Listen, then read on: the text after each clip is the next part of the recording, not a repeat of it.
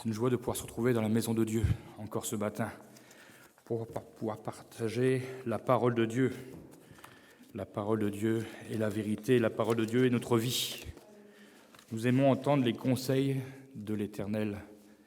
Et c'est vrai combien il est bon de trouver dans la parole de Dieu tous ces exemples qui nous montrent comment Dieu a pourvu, Dieu a béni, Dieu a éclairé. Alors ce matin, je vous invite à ouvrir votre Bible dans le psaume 73. Ce psaume s'intitule « Dieu délivre le juste ». Le psaume 73, nous le lirons en entier.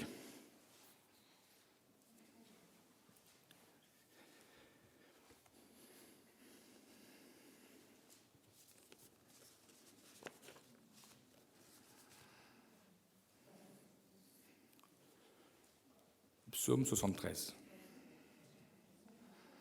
Psaume d'Asaph.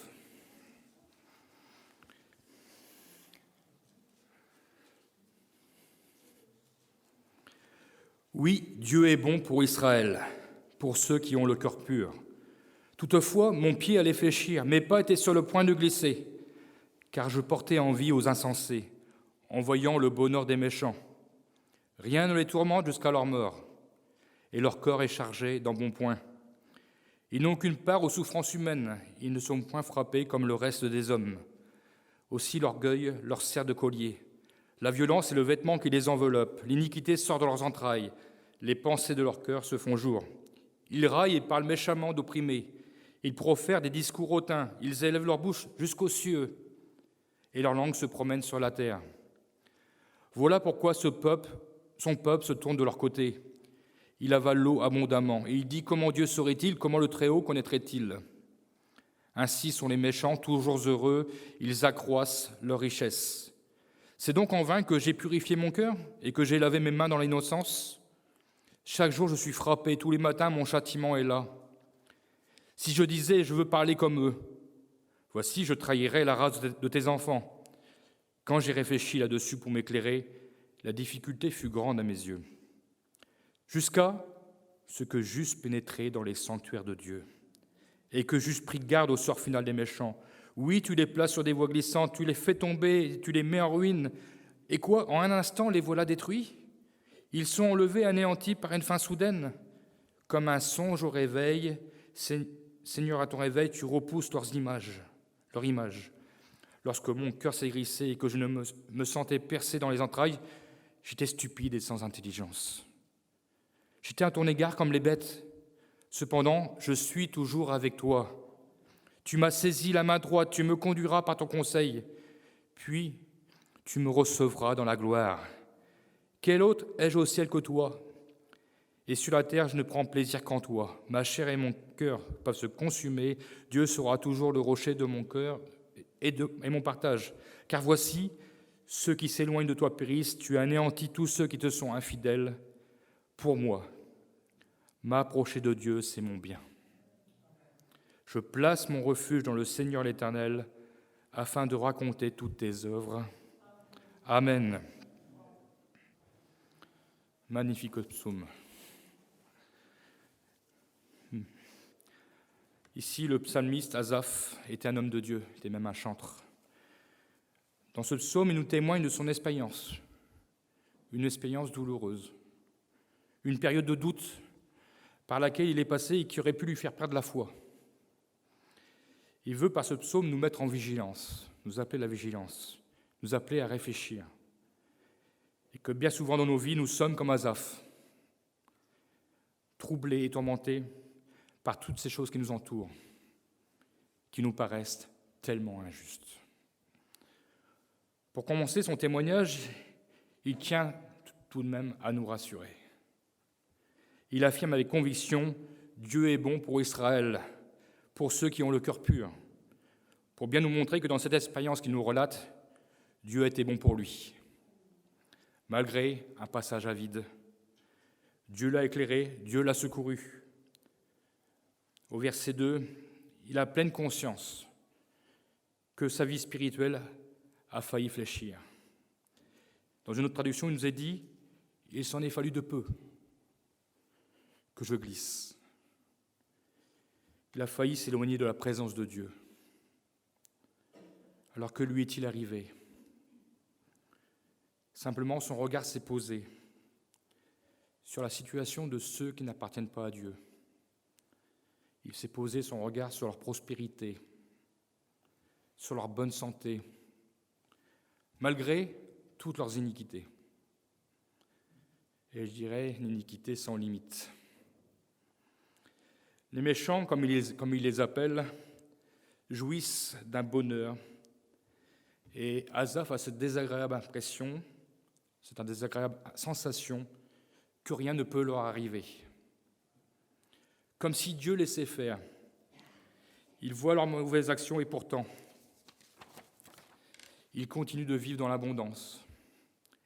Ils ne sont jamais touchés par la maladie, alors que lui, homme droit et intègre devant Dieu, qui veille sur sa bouche, qui aime son Dieu, a cette désagréable impression que Dieu lui impose un châtiment chaque jour. Au verset 14, il nous est dit « Chaque jour, je suis frappé, tous les matins, mon châtiment est là. » N'y a-t-il pas de bonheur pour le juste sur cette terre? Le juste ne peut-il pas prospérer sur cette terre?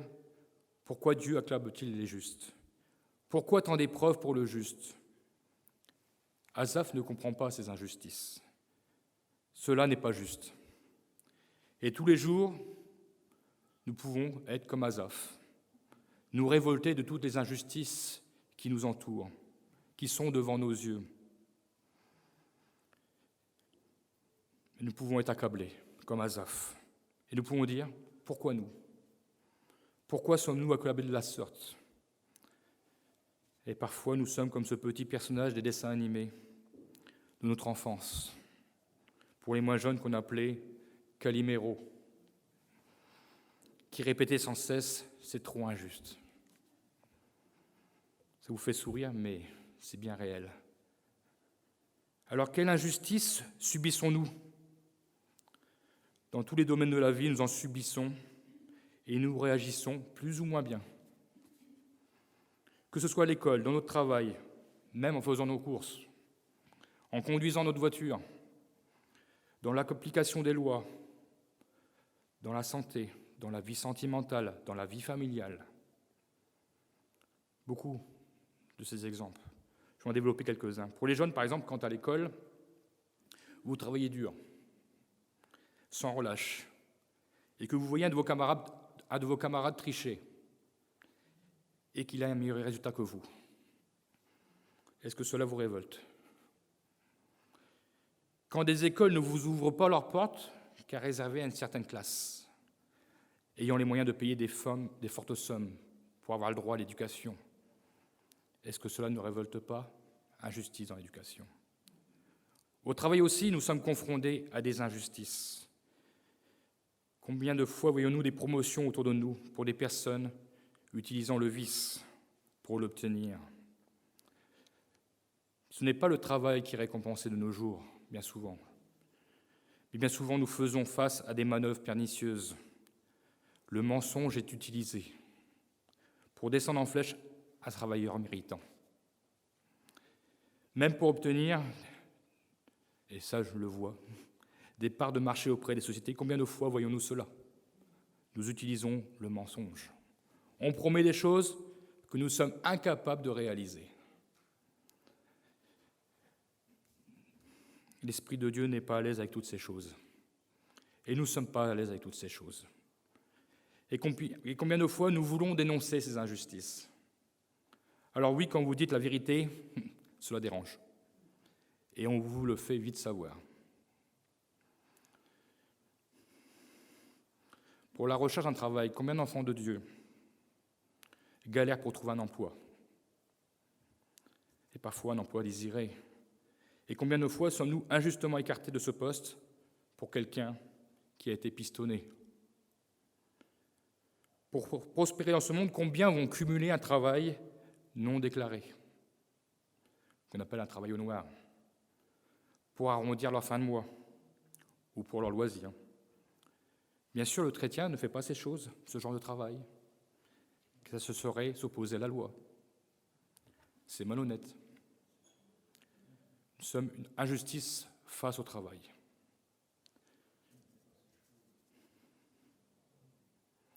Combien de fois nous entendons dans nos informations telle ou telle personne est condamnée, ou plutôt libérée sous caution, ou alors libérée à cause d'un non-lieu, parce qu'elle a caché ses revenus, son patrimoine aux impôts. Et comme cette personne avait beaucoup d'argent, et bien souvent elle a beaucoup d'argent grâce aux impôts qu'elle n'a pas déclarés, elles ont le moyen de payer un bon avocat. Ce n'est pas ce bon avocat qui va utiliser la vérité pour défendre son client. Aujourd'hui, quand nous disons bon avocat, c'est qu'il va utiliser toutes les manœuvres possibles pour pouvoir défendre l'indéfendable, ou pouvoir franchir son client. Et combien de lois sont-elles assouplies pour des faits graves, horribles? On tolère tel péché et on accorde des circonstances bientôt atténuantes aux criminels. Aujourd'hui, vous l'avez entendu, pour les affaires de viol, nous avons descendu l'âge de l'enfant consentant à 13 ans. Et je crois que peut-être que bientôt nous entendrons que c'est le violeur qui portera plainte parce que l'enfant l'a provoqué. C'est révoltant. Ce sont les injustices qui sont devant nos yeux. Les lois sont bafouées et ceux qui les bafouent sont justifiés, graciés et s'enrichissent. Injustice devant la loi.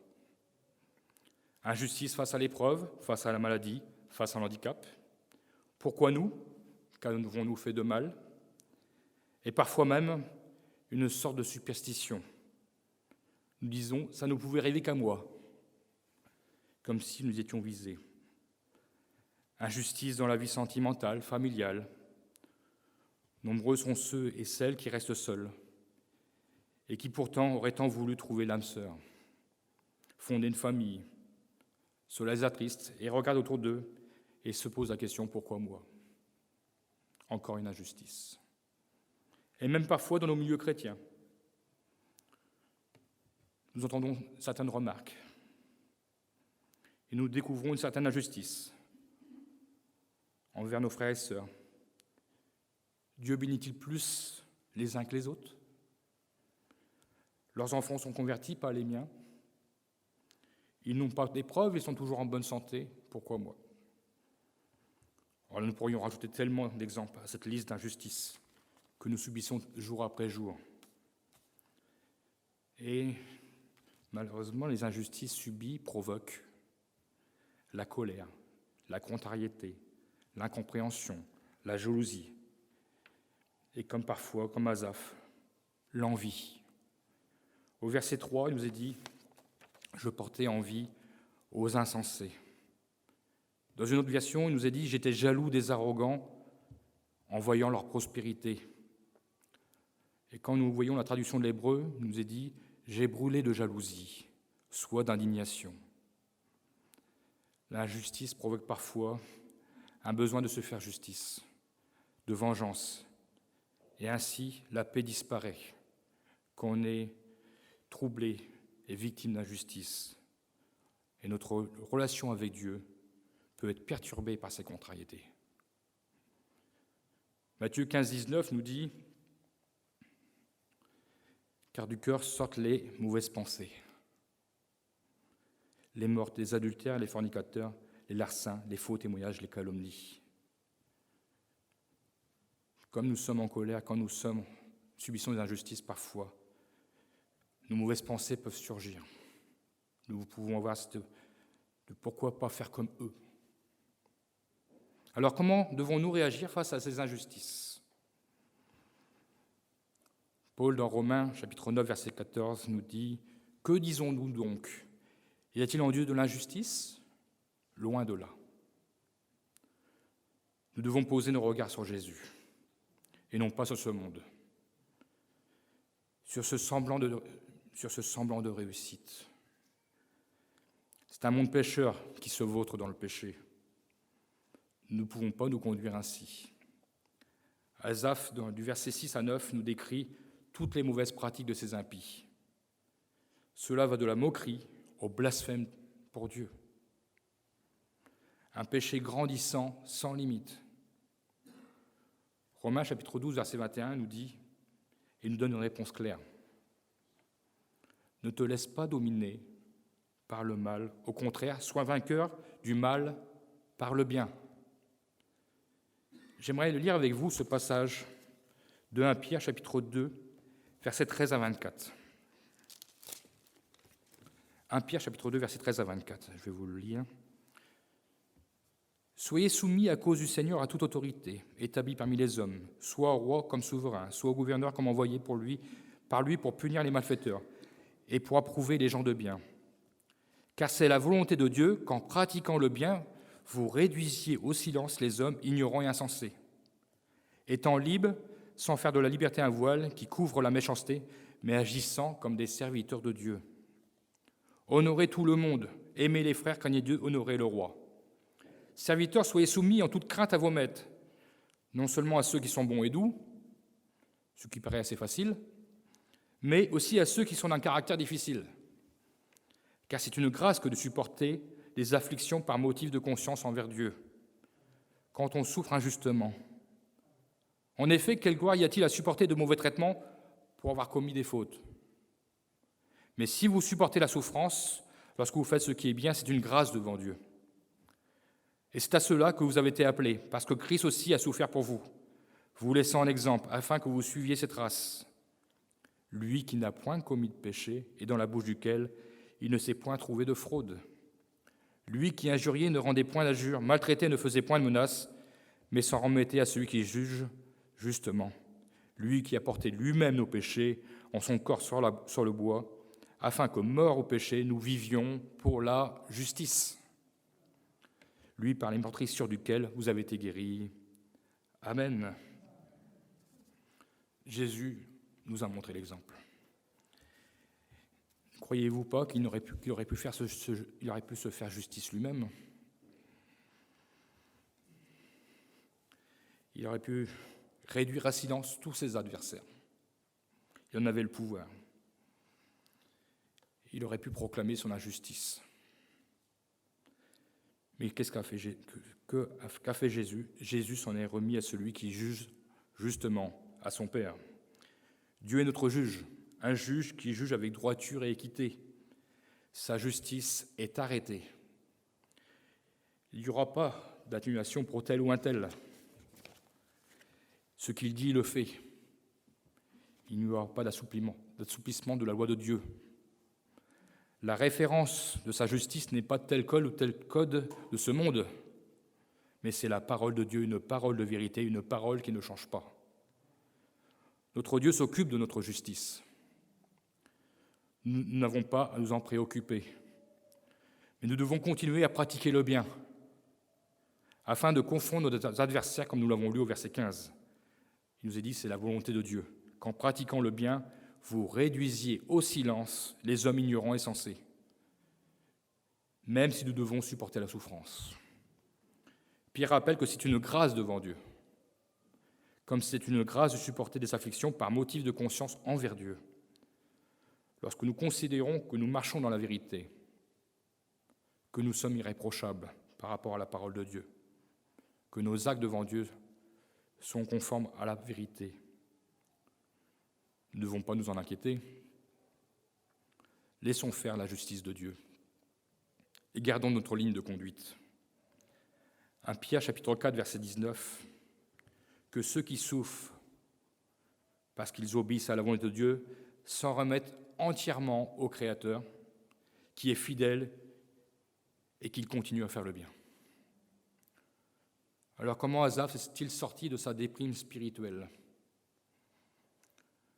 Au verset 15, il y a un changement de regard.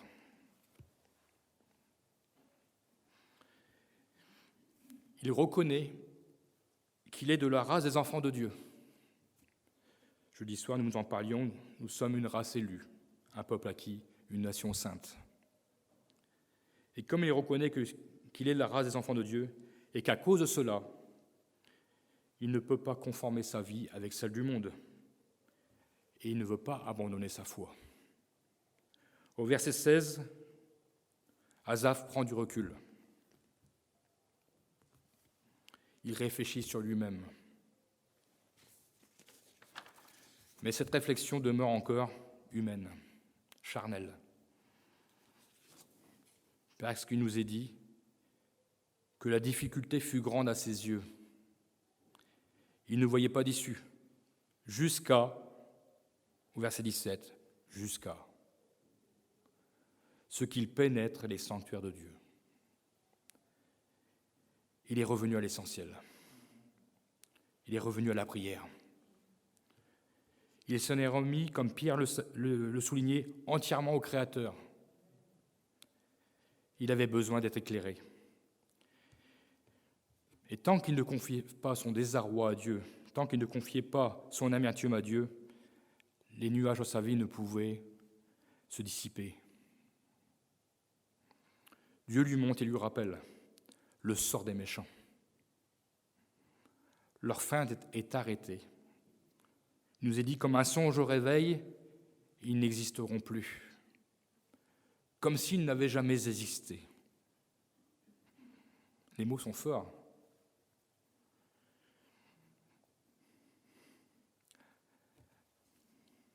Asaph n'a donc pas mis ses désirs charnels à exécution, mais s'est souvenu que dans la prière, il pouvait recevoir toute réponse de Dieu. Il avait besoin de prendre du recul. Cela nous explique que nous ne devons pas réagir à chaud, mais nous confier en Dieu, qui connaît toutes choses. Lui seul peut éclairer nos vies et aussi nous montrer que nous n'avons pas à douter de sa personne, de avoir pleinement confiance en lui. Ecclésiaste, chapitre 7, verset 14, nous dit « Au jour du bonheur, sois heureux, et au jour du malheur, réfléchis. Dieu a fait l'un comme l'autre, afin que l'homme ne découvre en rien ce qui sera après lui. » Dieu a fait l'un comme l'autre.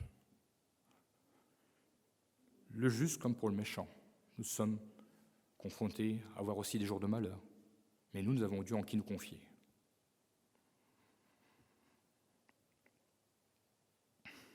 Jésus lui-même a pris du recul quand les disciples viennent lui annoncer la mort de Jean-Baptiste. Il a été décapité par Hérode parce que Jean-Baptiste avait dévoilé le péché d'Hérode avec Hérodias. Jean-Baptiste, celui qui avait préparé la venue du Seigneur. Pourquoi Dieu avait-il permis cela ? Matthieu 14, versets 12 et 13 nous dit « Les disciples de Jean vinrent prendre son corps et l'ensevelir. Ils allèrent l'annoncer à Jésus. À cette nouvelle,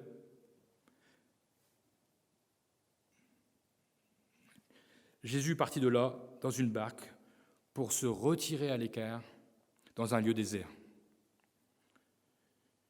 Jésus, je crois, qu'aurait pu crier cette injustice, mais il a pris du recul. Et il a continué à pratiquer le bien, à démontrer ainsi que le plan de Dieu s'accomplissait toujours, quoi qu'il arrive. Vous avez vu ce qui se passe à la sortie de la barque ? Il va nourrir une foule de 5000 personnes avec 5 pains et 2 poissons. Il venait d'apprendre la mort de Jean-Baptiste. De l'injustice provoquée, il a changé le mal en bien. Il a continué à faire le plan de Dieu. Il n'a pas interrogé Dieu, il a continué. Il sait que Dieu est souverain, qui fait toutes choses, c'est lui qui conduit toutes choses. Alors bien sûr, nous avons d'autres exemples dans la Bible. Nous avons ceux qui réagissent à chaud. Moïse a voulu se rendre justice en tuant l'Égyptien qui battait ses frères. Résultat, il a dû s'enfuir et partir en exil pour une longue période. Il n'avait pas pris de recul et confié à Dieu sa peine. Mais nous avons des très bons exemples dans la Bible. Joseph, excellent exemple. Il aurait pu être avide de justice, de vengeance. Et je crois qu'on a peut-être même trouvé cela normal. Il est vendu par ses frères, se retrouve en prison à cause d'un mensonge de la femme de Potiphar. Les chansons du roi l'oublient même quand de parler de lui au roi lorsqu'il l'a fait sortir de prison, Joseph, malgré tout ce temps, nous est dit, il a pratiqué le bien. Il a laissé la justice de Dieu faire son œuvre. Genèse 39, 23, le chef de la prison ne prenait aucune connaissance de ce que Joseph avait en main, parce que l'Éternel était avec lui. Et l'Éternel donnait de la réussite à ce qu'il faisait, au verset 21.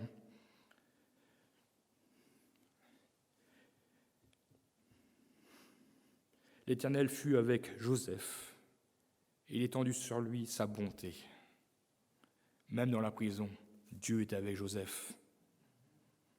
Pourtant, il avait subi des injustices, mais Dieu était avec lui. Bien sûr, il y aura une fin heureuse pour Joseph. Il sera placé à la tête du pays, parce que Dieu ne l'oubliera jamais. À la tête du pays d'Égypte, il aurait pu se dire, maintenant, on va régler nos comptes. Mais il n'en fut rien. Au contraire, il donna à manger à ses frères qui l'avaient vendu. Il leur donna même une situation dans le pays d'Égypte. Et il n'entend plus parler de Potiphar, de sa femme. Et de les chansons du roi non plus. Joseph a rendu le mal par le bien. David aurait pu se venger de nombreuses fois de Saul, combien de fois il l'avait sous sa main, mais il ne l'a pas fait, car il reconnaissait qu'il n'était pas celui qui devait faire justice, bien qu'il soit roi.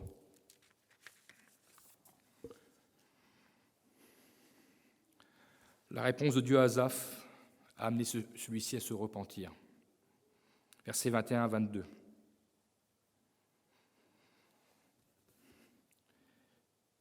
De ses mauvaises pensées, il a reconnu qu'il avait été stupide et sans intelligence. Il dira, il était comme les bêtes, comme ceux qui agissent sans réfléchir.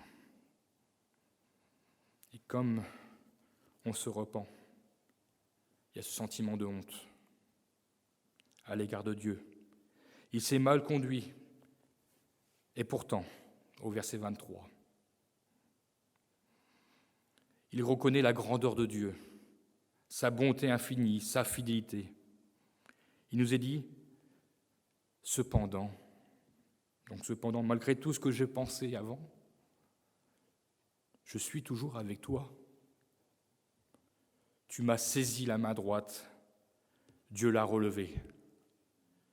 Dieu connaît nos cœurs. Il sait que parfois nous passons par des moments difficiles, des moments de doute. Et quand nous nous réfugions en sa présence, il est le seul qui puisse nous relever, en nous saisissant par la main droite. Quand nous passons par des épreuves et que le doute nous assaille, il n'y a que le Dieu de grâce, dans sa grande miséricorde, qui puisse nous bénir.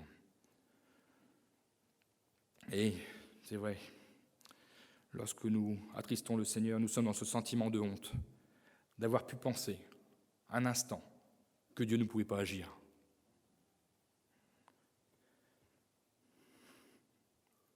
Et comme nous sommes dans ce moment de repentance, cela finit toujours par une louange au Dieu qui peut tout, un Dieu qui sait tout. Du verset 23 à 28, nous découvrons la plénitude qui touche l'enfant de Dieu. Du bonheur de Dieu, sans limite réservé aux siens. Un bonheur qui surpasse de loin le bonheur éphémère des méchants. Il reçoit la vision de l'éternité. J'ai dit, il nous recevra dans la gloire. Malgré tout ce que l'enfant de Dieu traverse, Dieu est fidèle. Asaph finit le psaume par nous inviter à raconter toutes les œuvres de l'Éternel. Et ces œuvres de l'Éternel, nous pourrons les raconter seulement que si nous les vivons. Mais pour les vivre, il faut, comme Asaph, au verset 28, déclarer « Pour moi, m'approcher de Dieu, c'est mon bien. Je place mon refuge dans le Seigneur, l'Éternel, afin de raconter toutes tes œuvres. Si nous sommes près du Seigneur, nous aurons tellement de choses à raconter. Dieu a laissé faire la plus grande des injustices. Il a laissé condamner Jésus, son Fils, par les hommes, alors que pourtant en lui il n'y avait point de faute. Une mort atroce, douloureuse. Par cette injustice, Dieu a fait jaillir la vie à tout homme qui accepte et reconnaît l'œuvre de la croix. Dieu a changé le mal en bien. Alors en conclusion, nous serons injustement traités au milieu de ce monde. On nous montrera du doigt, on nous opprimera, on dira des choses mensongères sur nous. Mais Dieu nous fera justice. Nous n'avons pas un bon avocat, nous avons un excellent avocat, en la personne de Jésus. La prière est la résolution à nos énigmes, à nos doutes. Réfugions-nous près de Dieu, près de lui. Ne cherchons pas à tout comprendre. Dieu est souverain. Il est juste. Dans la même journée, dans le livre des Actes, vous pourrez lire. Jacques a été mis à mort. Pierre mis en prison. Et le soir, un ange de l'Éternel a fait sortir Pierre de prison. Pourquoi l'a-t-il fait pour Pierre et pas pour Jacques? Nous ne comprenons pas, mais Dieu est souverain. Dieu est capable, et Dieu veut le faire quand il le veut. Ce n'est pas à nous de choisir le temps, le moment. Ce n'est pas à nous à dicter à Dieu ce qu'il a à faire. Dieu est grand, Dieu est puissant, Dieu est souverain. Nous sommes tellement surpris parfois comment Dieu nous montre son rayon de soleil. Ne faisons pas ce que le diable veut que nous faisions. C'est-à-dire, il ne veut pas que nous réagissions comme le monde. Parce que ce qu'il cherche, c'est à détériorer notre relation avec Jésus. Mais comme Asaph, déclarons, Dieu est bon pour le juste, m'approcher de lui est mon bien et mon partage. Alors fixons les yeux sur notre Dieu, notre espérance. Continuons à pratiquer le bien, et Dieu fera le reste. Qu'il soit béni. Merci mon Dieu, par cet exemple d'Asaph, c'est mon Dieu, qui a eu cette période de doute, de difficulté. Mais il a su faire ce qu'il fallait, il s'est réfugié dans la prière. Il s'est réfugié près de toi. Il est entré dans tes bras. Il avait compris, ça y est, il avait compris que toi seul pouvais l'éclairer. Ô Jésus, nous ne devons pas réagir comme le monde réagit. Mais Seigneur mon Dieu, tu nous apprends, c'est mon Dieu, à transformer le mal par le bien. Ô Jésus, combien ta parole est précieuse. Combien encore ce matin, c'est mon Dieu. C'est vrai, c'est mon Dieu, des injustices, nous en subissons tous les jours. Et parfois, Seigneur, nous oublions, c'est mon Dieu, que tu es juste, que tu es le juge, le véritable, celui qui défend notre cause, celui qui ne laisse rien faire sans que nous puissions en subir des conséquences. Tu es fidèle, Seigneur mon Dieu. Tu as tracé nos chemins. Tu nous as préparé une place dans la gloire. Nous savons que notre héritage n'est pas sur terre, nous savons que notre héritage est dans le ciel avec toi. Alors qu'importe, Seigneur mon Dieu, si nous devons souffrir. Mais Seigneur mon Dieu, nous voulons garder ta parole dans notre cœur, nous fortifier, nous réfugier près de toi dans la prière. Nous aimons tes réponses. Nous aimons ta parole. Parce qu'elle est ta parole, c'est celle qui nous relève, qui nous rétablit, qui nous console, qui nous interpelle. Et même si elle nous reprend, c'est parce que tu nous aimes tellement, Seigneur. C'est parce que tu ne veux pas que tes enfants se perdent avec les méchants, mais tu veux qu'ils soient heureux dans la gloire pour l'éternité. Que ton nom soit béni. Merci, Seigneur mon Dieu, pour Joseph. Merci pour l'exemple parfait qu'il nous a laissé. Merci pour Jésus, le Fils, sur la croix. Oh Jésus, oh, il aurait pu crier. Combien d'injustice. Mais il t'a fait confiance. Et il a été jusqu'au bout de cette œuvre de la croix pour nous sauver, pour nous racheter, pour nous permettre à notre tour d'être dans la gloire et ne pas connaître le sort des méchants, Que ton nom soit béni, glorifié, Seigneur mon Dieu. Merci. Amen.